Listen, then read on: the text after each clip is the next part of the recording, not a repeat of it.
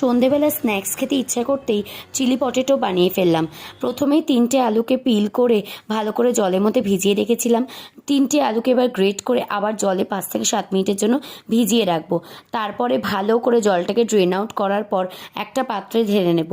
দেখবে পুরো ঝরঝরে হয়ে গেছে, একটুও জল নেই।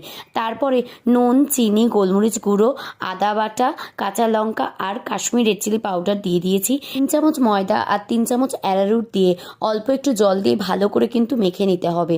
এরপর কড়াতে ভালো করে তেল গরম করে এবার পকোড়াগুলোকে ভেজে নিতে হবে। ভালো করে এপিটোপিট ভেজে নেবার পর তোমরা চাইলে এরমভাবেও পকোড়া করে খেতে পারো।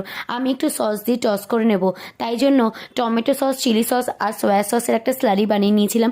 সব পকোড়া ভাজার পর স্লারিটাকে আমি কড়ার মধ্যে দিয়ে পকোড়াটাকে জাস্ট 2 থেকে 3 মিনিটের জন্য একটু টস করে নিয়েছিলাম।